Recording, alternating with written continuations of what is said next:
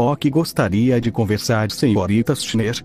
Falo despreocupado, enquanto passava a pomada no meu ferimento, gemendo um pouco de dor, enquanto sentia a pomada fria contra a carne ferida. É inchado, mas rapidamente me recuperei, vendo como a mesma olhava para seus arredores, vendo o computador, que estava cheio de códigos e cálculos, enquanto repetições de vídeos do treinamento passagem, rapidamente sendo processados e analisados a uma velocidade absurda, enquanto rapidamente esses dados eram transformados em dados de combate. De melhoras, principalmente analisando o defeito do combate. Você realmente tem um equipamento de ponta. Não é muito comum ver esse tipo de robô holográficas tão abundantes por aqui. Ela disse, vendo os robôs que eram os responsáveis por crias hologramas que pareciam tão real que se adaptavam em meio ao combate, enquanto outros donos recolhiam restos do que alguma vez foram outros robôs de hologramas que foram destruídos durante a batalha e eram jogamos em outra maleta para fazer qualquer coisa que Veis desconhecia para que. É porque foram fabricados por mim mesmo. É incrível quanto de coisa útil você encontra no lixo. As pessoas não sabem aproveitar o que tem e o que podem fazer. Veis sentiu como isso foi uma indireta para ela, e ela aceitava, afinal a mesma vinha de uma família rica, mas do mesmo jeito ela não pode deixar de acenar impressionada como pessoas usavam o lixo para criar coisas tão sofisticadas. E essas pessoas para Veis eram pessoas que mereciam respeito. A mesma não olhando mais para os equipamentos de treino de Yami, olhou para o próprio Yami e perguntou agora sem muita enrolação. Como conseguiu entrar em Beacon sem fazer parte de nenhum grupo? Eu estava prestes a responder quando Veis interrompeu seriamente para dizer novamente.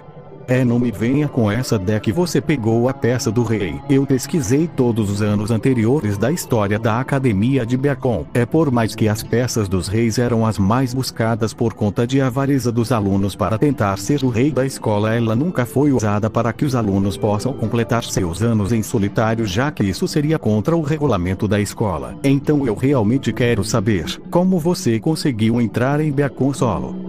Garota esperta, foi o que eu pensei olhando Veis com meus olhos dourados por debaixo da máscara. Eu sabia que em questão de desempenho acadêmico as que eu poderia colocar facilmente no topo seria a Priya e a própria Veis, que podem facilmente serem as alunas mais inteligentes de Beacon, mas infelizmente para Veis, esse assunto é algo que somente pode ser conhecido por duas pessoas, até que Ozpin possa dar uma permissão. Infelizmente eu não posso responder essa pergunta. Por mais que para mim ela seja sem importância, Ozpin me fez prometer que eu não contaria nada para ninguém. É meio que eu estou devendo para o Ozpin, então não tenho muito o que fazer nessa situação.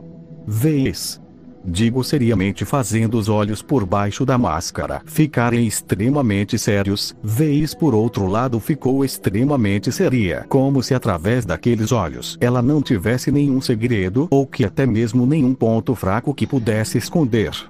Você realmente é uma garota inteligente, mas infelizmente esse assunto por enquanto não é algo que você precise saber. Só posso te dizer que eu devo ao Ozpin que por enquanto esse assunto é somente entre nós dois. Então eu peço que não volte a mencionar esse assunto novamente.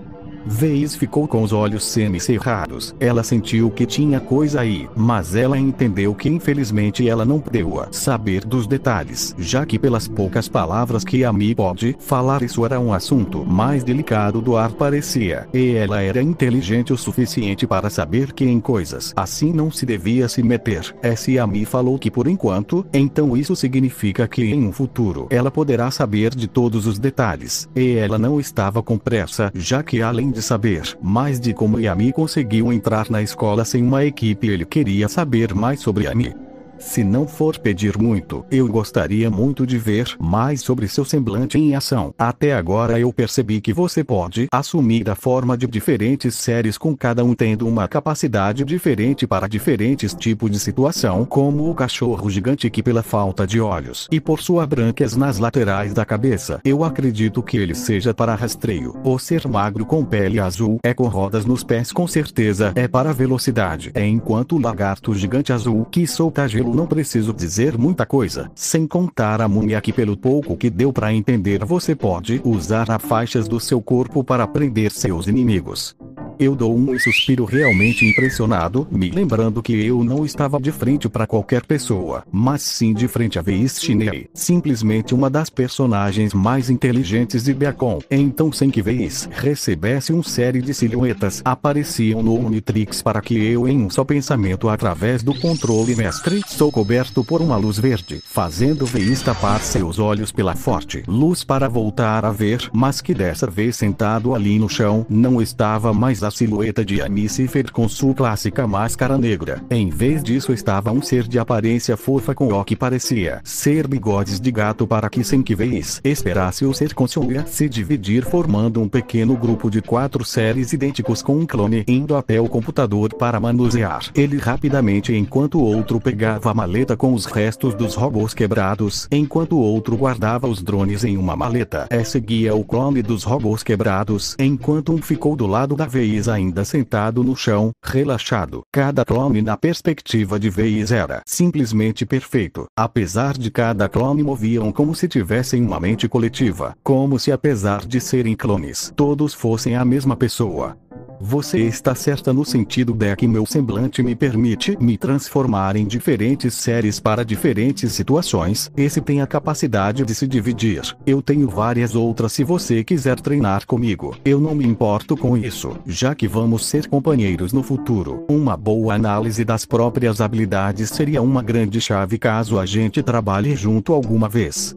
Veis deu um pequeno sorriso de lado impressionado com a capacidade dessa transformação. Veis analisou com a palavra dividir e não clonar, o que pode significar que ao contrário de outras habilidades de clones, essa deve ser diferente, por isso que as cópias são tão sincronizadas. Mas ao ouvir a proposta de Amiya mesma, rapidamente se animou com a ideias devido aos seus anos de treinamento, simplesmente assinou com a cabeça, sacando seu sabre enquanto se adaptava um pouco um do outro para ganhar distância, para que quando ambos estavam em uma boa distância um dos clones apontou vários drones por diferentes locais para gravar e analisar as filmagens para o clone que iria enfrentar Veis com calma. Gira o símbolo em seu peito para clivar no ícone de ampulheta para novamente ser coberto por uma luz verde. Vendo agora, ao invés daquela coisa fofa, dessa vez foi um grande lobo de longe bracos, com lâminas em seus cotovelos, que rapidamente assumiu uma postura de 4 patas como um caçador, se preparando para abocanhar a sua presa, enquanto Veis entrava em postura de combate. Analisava agora a nova forma de Amiya, analisando tudo, cotovelos e até mesmo percebendo como sua mandíbula era diferente da de um lobo convencional, já que até mesmo se abria em 4 seções. No momento que o clone do computador deu um sinal, ambos avançaram rapidamente para cima um do outro, Veis aumentando sua velocidade graças ao seu semblante em Yami com a força das suas 4 extremidades. Parece que a noite ia ser longa, mas os dois estavam constantes de treinar com alguém tão habilidoso como o outro.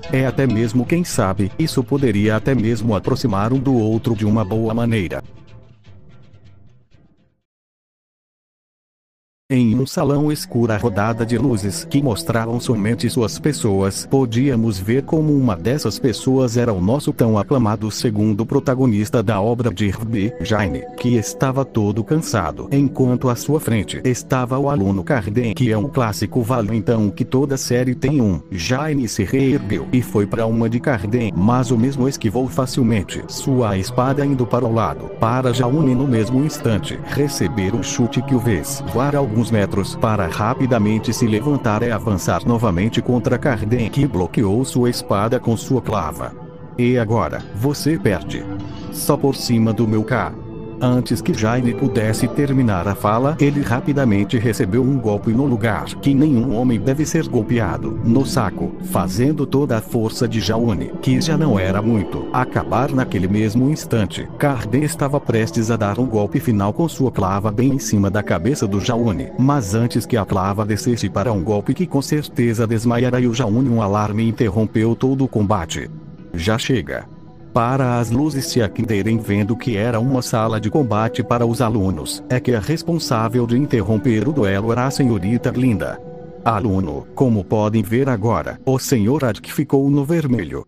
Em um duelo de torneio, isso indica que o Jaune não pode mais continuar na batalha, que o juiz pode encerrar a batalha. Senhor Ark, já se passaram semanas, por favor tente observar sua escolta no combate. Analisar seu AR ajuda a ver o melhor momento para atacar. Ou, então se é melhor adotar uma estratégia defensiva. Não gostaríamos que você enfrentasse um Beowulf agora, sim? Fale por si. Pessoal, lembrem-se que daqui poucos meses acontece o Festival de Vital. Não vai demorar muito até que os alunos de outros colégios comecem a chegar em Vale. Então pratiquem. Quem decidir competir no torneio de combate representará toda a Vale. Lá estava eu, apoiado contra uma parede, observava todo o duelo com minha maleta do meu lado. Eu estava com meus olhos seguindo cada um dos movimentos de Carden. Jaine diz do princípio. Desde o princípio a única coisa que se passava por minha mente era, que decepção, durante essas semanas além de tentar me integrar mais na escola. Eu observei Jaune para tentar me lembrar mais do que acontecia na série S. Eu poderia me lembrar de mais detalhes envolvendo a série. Tudo que eu vi foi um idiota covarde que não evolui, suspirando pesadamente, porque realmente teve muita coisa que eu não consigo me lembrar. Também quem se lembraria completamente de uma série que você mal viu completamente mais de 2 anos atrás? Também não foi só o Jaune, mas o principal do time Ruby, como a própria Ruby, a Yang é a vez. A Black é um pouco complicado. Durante essas semanas nós nunca nos falamos, porque além de os dois não sermos animais tão sociais ao ponto de iniciar uma conversa por conta comum para falar, eu também quero que ela inicie a conversa para aí eu começar meus planos para o futuro. Deixar que as coisas aconteçam com naturalidade. Do time JNPR eu só tenho contato com a Nora, que é que mais enche meu saco. Com Ren, que é um mais de boa. O que também me dá alguma ajuda nos meus treinos de tipo. Por mais que os dois não tem também muita interação, a gente costuma falar de vez em quando. Em algumas ocasiões treinamos juntos com Nora também participando, já que a Nora foi que fez nós dois se aproximar, já que assim como Ruby, Nora queria saber mais sobre meu semblante. Uma corda levou a outra. Tirando esses, eu não tenho interação nenhuma com os outros grupos da escola. De vez em quando o Ospin vem falar comigo perguntando como está indo a minha estadia na escola, coisa que é normal, mas que eu ainda estou me adaptando. Agora com o sono tocando eu simplesmente pego minha maleta saio da aula já indo pro vestiário. Eu estava sentada em uma mesa um pouco longe de todo mundo, porque como eu já disse antes, por mais que eu realmente tento me integrar na escola, até converse com as pessoas, isso não muda o costume de eu ainda ser um animal não social que gosta de ficar no canto dele. Bom, até que poderia ser assim se não tivesse uma Valkyria do meu lado contando histórias exageradas enquanto o resto dos Times Ruby e JNPR estavam todos na mesa que eu estava. Bom, a Nora ela não ia me deixar sozinho, então dane-se tudo.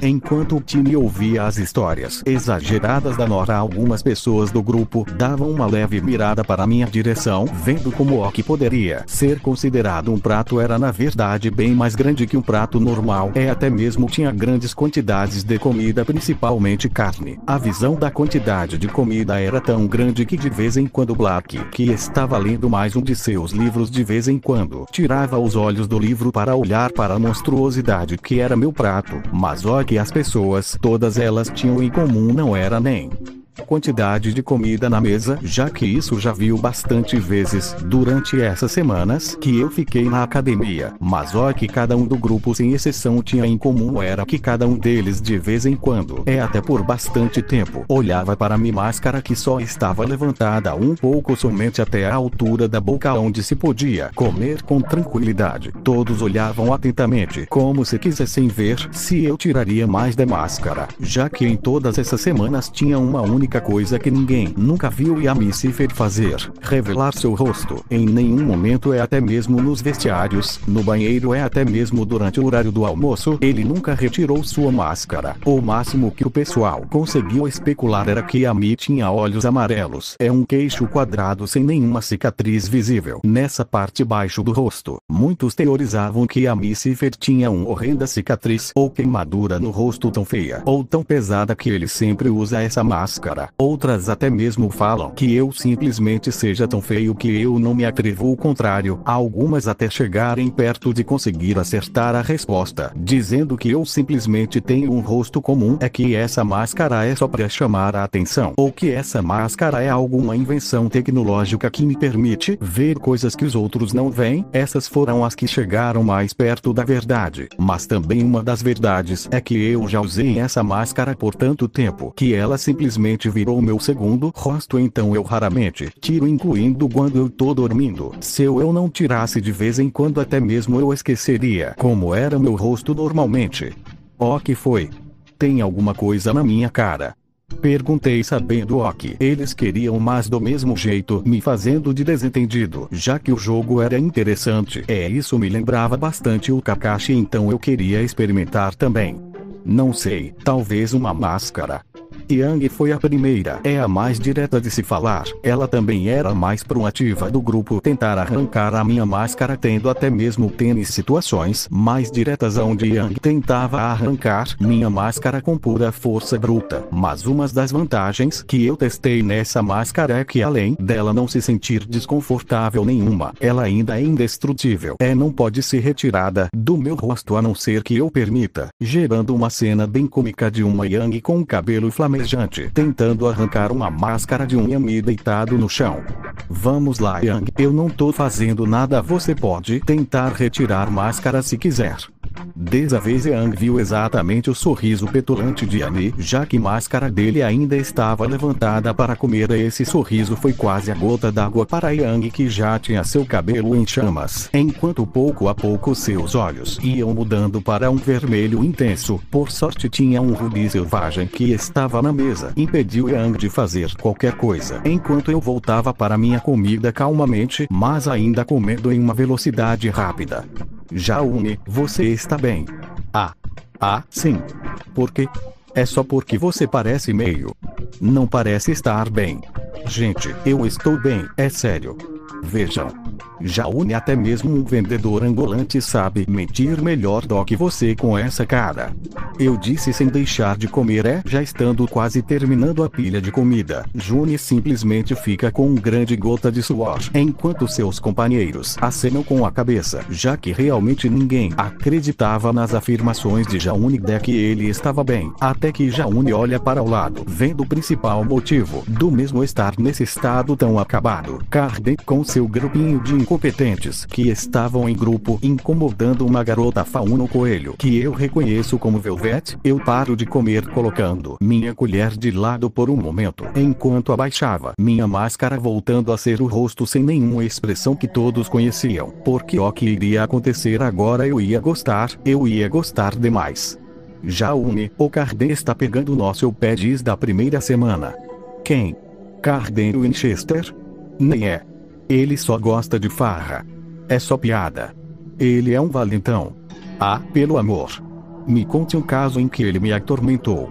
Enquanto contavam algumas das coisas que o Carden já fez para o Jaune, eu lhe levanto lentamente, enquanto meu Omnitrix por baixo da roupa se ativa, girando travando no alien, que seria perfeito para essa ocasião, porque eu iria finalmente me soltar. Mas uma pessoa notou meus movimentos, que era Black Gracas, ao seu ouvido aprimorado de Fauno, que olhou como eu ia para onde estava Carden e outros. Ela estava curiosa sobre o que eu iria fazer, já que o título de alívio dos Faunos não deve ter surgido do nada. Carden.